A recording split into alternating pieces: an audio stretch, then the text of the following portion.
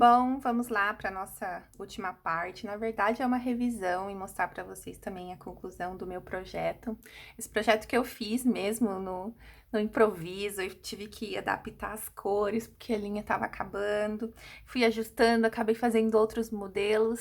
E eu gostei muito de participar com vocês, de fazer junto com vocês. Eu fui gravando as aulas no decorrer desse último mês e eu gostei demais, assim. Eu acho que eu aprendi bastante e vi como a gente não precisa ficar congelado em fazer uma coisa ali, né, no padrão e tudo mais. E era isso que eu queria passar para vocês, que essa parte criativa faz a gente mudar mesmo, né? E a gente não pode ficar frustrada quando a gente planeja algo e não dá certo, né? A gente tem que ver que aquela mudança ali pode ser que fique algo muito legal, muito bonito também. Tá? Então, eu só vou indicar para vocês aqui nessa videoaula alguns acabamentos que eu gosto de fazer. Então, eu acho o acabamento muito importante, tanto quanto a costura que eu expliquei para vocês, as duas costuras. Vai dar um diferencial na peça de vocês, né? Então, fazendo uma costura bem feita, fazendo um acabamento todo ao redor da peça de vocês, com algum outro ponto, né? Não simplesmente o ponto que vocês estavam fazendo a peça. Esconder corretamente os fios, né? Deixar ele mais invisível. Também ensinei para vocês como esconder aqui. Aqui eu tenho um arremate. Não dá para ver, tá vendo? Então, todo esse acabamento vai valorizar ainda mais a peça de vocês. Então, eu vou deixar aqui nesse vídeo algumas indicações de acabamentos que eu gosto de fazer, para vocês escolherem e verem qual que fica o melhor na peça de vocês. Então, por exemplo, todo ao redor da minha peça, nas mangas e na outra parte em que ficou aberta, eu fiz o ponto caranguejo, tá? Antes de fazer os pontos, eu sempre faço uma carreira de ponto baixo. Eu acho que fica um acabamento mais bonito, principalmente na parte em que a gente não tem, assim, o ponto certinho, né? Que ele fica deitado e fica um espaço maior. Seria, por exemplo, aqui embaixo, tá vendo? O ponto fica deitado e fica um espacinho maior. E se você faz um acabamento com o ponto baixo, olha como fica diferente, né? Então, eu gosto muito de usar o ponto caranguejo para fazer esse tipo de acabamento, ou o ponto picô. Essa minha blusinha já tá bem velhinha, gente, para vocês verem como eu uso ela. Então, por exemplo, eu fiz o último ponto, ó, segui o ponto que eu tava fazendo, mas no último eu coloquei um picôzinho. E achei que ficou todo um charme. Essa minha blusinha, fiz mais rendada. E no último ponto, eu fiz um leque maior e incluí um picô. Não fiz simplesmente o leque, eu incluí o picô no meio dele, tá? Outra coisa também, quando a gente vai fazendo alcinhas e tudo mais, tem ocasiões em que eu faço só a correntinha, mas na maioria eu faço um acabamento a mais. Então, se vocês olharem a alcinha dessa minha blusa, deixa eu tirar as outras aqui pra ficar mais fácil. Ó, a alcinha dessa blusa eu fiz primeiro a correntinha, mas depois, olha, eu fiz uma passagem de ponto baixo para que não fique só aparecendo a correntinha.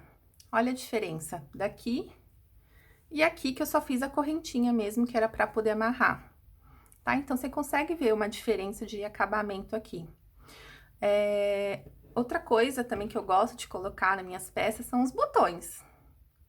Eu acho que fica super charmoso, dá um diferencial, né? Então, eu vejo assim, algum lugar em que eu posso colocar um botãozinho e eu coloco. Outra coisa que eu gosto de colocar nas minhas peças são os tasséis. Gente, eu amo colocar tassel nas minhas peças. Então, quando tem alguma cordinha assim que precisa amarrar, eu sempre coloco um tasselzinho, eu não deixo a correntinha solta. Porque fica o fio aqui, né? Eu acho que fica feio. Então, nem que seja um pequenininho assim, eu gosto de fazer um tassel como acabamento, tá? Forro. Vamos falar um pouquinho aqui sobre forro. Eu gosto de colocar o forro, assim, na costura e tudo mais, mas a parte de baixo eu sempre gosto de deixar ela livre. Por quê? O tecido do crochê, ele cede, né? E o crochê, e a malha que vocês vão colocar, muitas vezes não. Então, pode ser que fique o crochê, sabe, assim, fofo, muito fofo, e o tecido esticadão.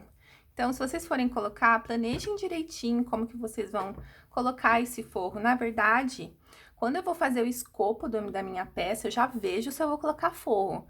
porque eu faço um ponto em que eu consigo encaixar direitinho. Então, se vocês olharem, na lateral eu consegui encaixar aqui para não ficar muito aparente, tá? Ele fica bem na lateral, então não dá pra ver. Essa outra blusinha que eu também fiz e coloquei forro, eu fiz da mesma forma, ó. Eu coloquei aqui na parte da lateral, em cima, mas embaixo, ó, eu deixei livre, ok? Então, pensem certinho se vocês vão fazer alguma coisa que coloca forro, e eu acho isso também muito importante, tá? Então, gente, essa aqui é a finalização da minha blusa. Vou tirar uma fotinha agora e postar pra vocês, tá?